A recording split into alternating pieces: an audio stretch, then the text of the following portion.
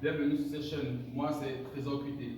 Si c'est la première fois que vous arrivez sur cette chaîne, n'oubliez pas de liker, de vous abonner pour ne manquer aucune de nos prochaines vidéos.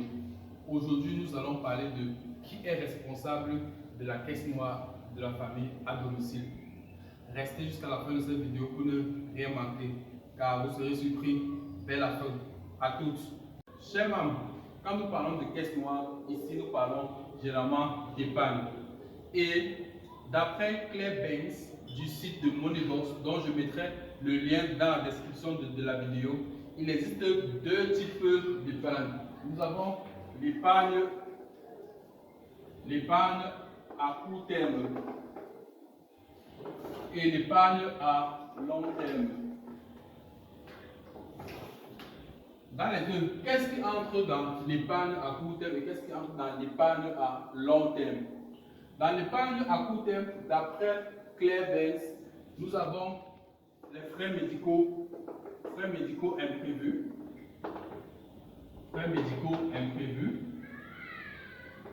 Nous avons la réparation du véhicule. Et nous avons en troisième lieu, si on peut dire, dépenses surprises de la maison.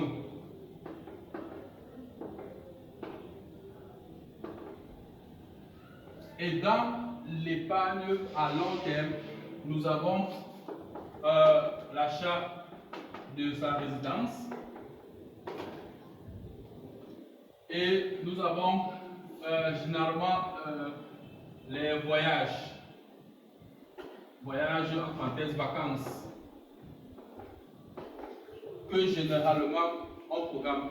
Mais ça, chers abonnés, c'est d'après le contexte européen. Nous, en Afrique, quand on parle d'épargne à court terme, nous sommes d'accord pour les frais médicaux, oui, mais le reste, réparation véhicule, non, ça, on n'épargne pas, on n'a pas d'épargne pour ça. Parce que en appliquant la formule de 3 fois de célèbre Claudel Nourrissi, qui dit pour acheter un véhicule, il faut avoir 3 fois la somme du montant du véhicule. C'est-à-dire, si vous voulez acheter un véhicule de 5 millions, vous devez posséder 15 millions en banque pour être sûr que, quels que soient les problèmes ou charges qui se présentent sur ce véhicule, vous serez en mesure de le résoudre. Mais nous, en Afrique, nous avons frais médicaux imprévus, oui, et nous avons, contexte africain, les deuils surprises. Deuil. Car disons-nous la vérité, chers abonnés, la mort est la seule chose qui n'a pas d'agenda prévu. Concernant l'épargne à long terme, on peut dire achat de terrain, dans ce cas, et construction de sa maison. Voyage, vraiment, ça en Afrique, ce n'est pas encore dans nos mentalités. Mais l'objectif de cette vidéo d'aujourd'hui est l'épargne à court terme, ou ce qu'on appelle épargne de sécurité. C'est donc qui donc en est responsable à domicile. Pour le savoir, chers abonnés, quand vous êtes mariés, nous appliquons le concept de M. Philippe Simo de Investir au pays, qui a un document de savoir es-tu une passoire. Dans ce document, vous avez les questions qui vous permettent d'évaluer si vous êtes un bon gestionnaire financier ou pas. Et dans un couple, généralement en Afrique, on se dit c'est l'homme qui est responsable de cela. Mais je vais vous dire surprise. En Afrique, l'expérience montre beaucoup que c'est même la femme qui est même très économe et qui réalise l'épargne de sécurité. Moi, pour ma propre expérience, je vais dire que c'est mon épouse qui s'occupe de ça. Parce que moi, mon rapport et l'argent est très mauvais. Donc, je n'ai même pas eu à devoir passer le test de être une passoire pour savoir mon rapport avec l'argent.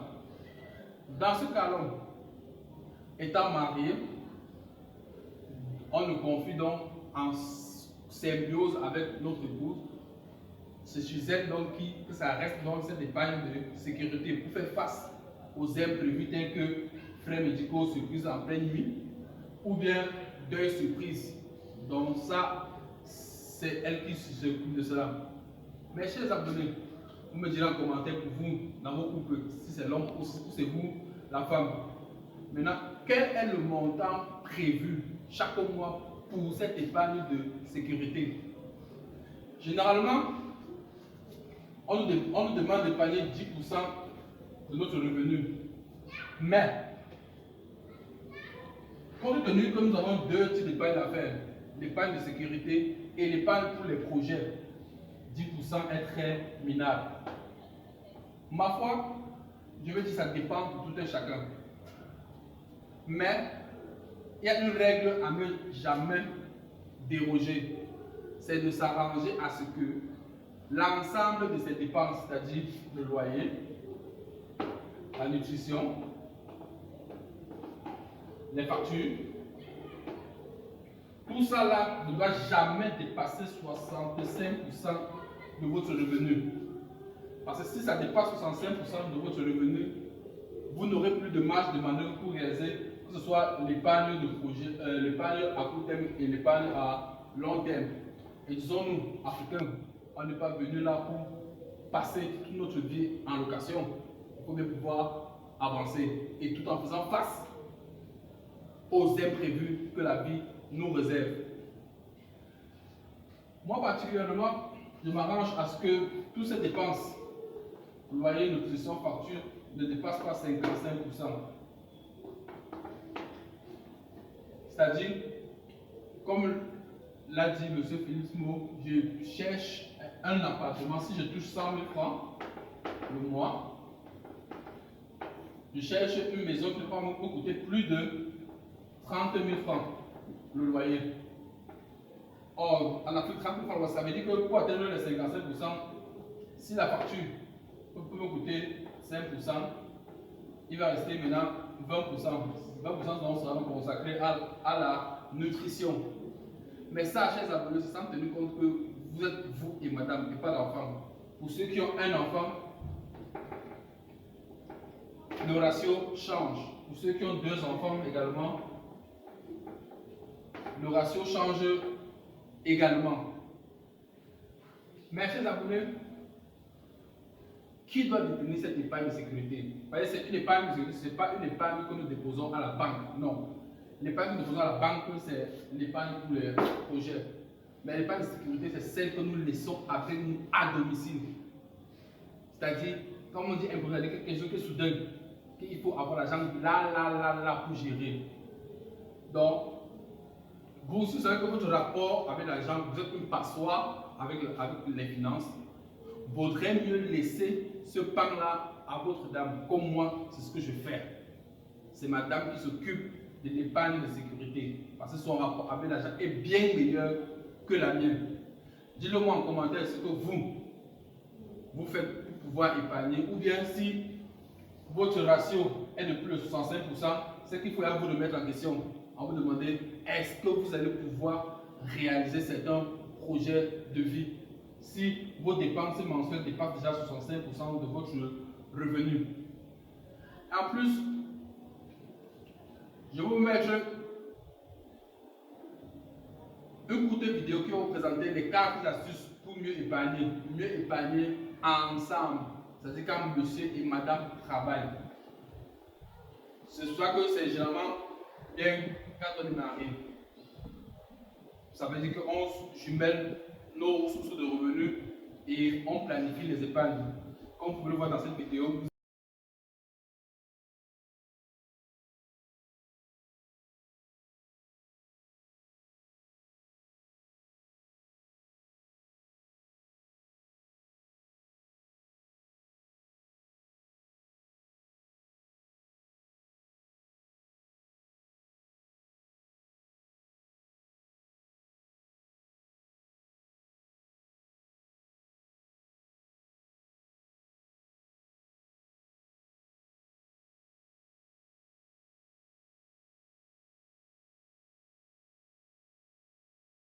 vous avez 4 astuces pour mieux épargner ensemble.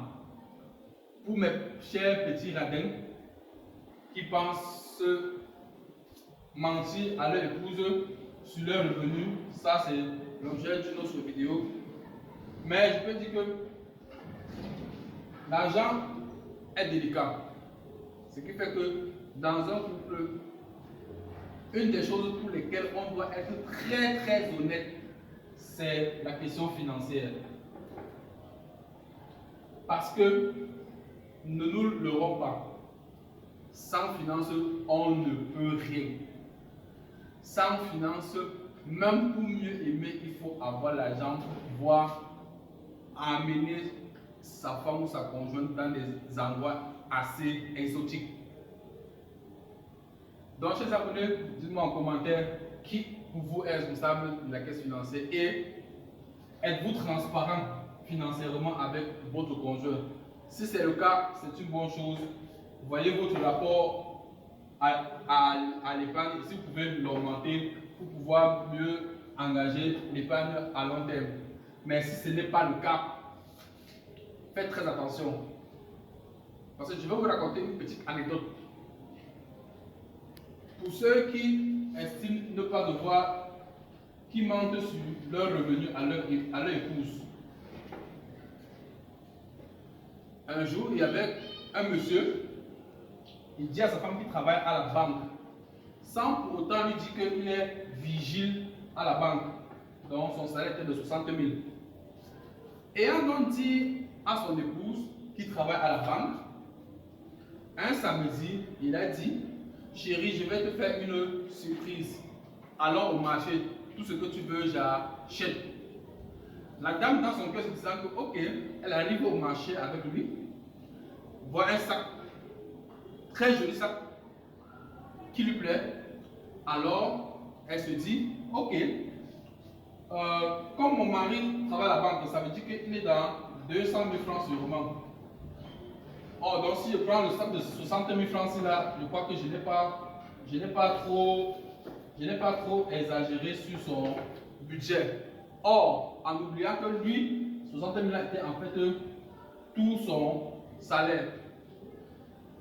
Quand elle a choisi ce sac, le monsieur s'est fâché en disant que c'est une mauvaise femme. Comment est-ce qu'elle peut prendre un sac qui coûte tout son salaire? Elle lui a simplement rappelé: tu ne m'as jamais dit combien tu touches. Combien tu touches. Donc, chers abonnés, la question de qui s'occupe de l'épargne de sécurité d'un foyer revient à une transparence dans les finances. Nous ferons une prochaine vidéo pour mieux approfondir ce sujet de transparence dans les finances dans le couple. Au plaisir de vous revoir dans une prochaine vidéo. Parti.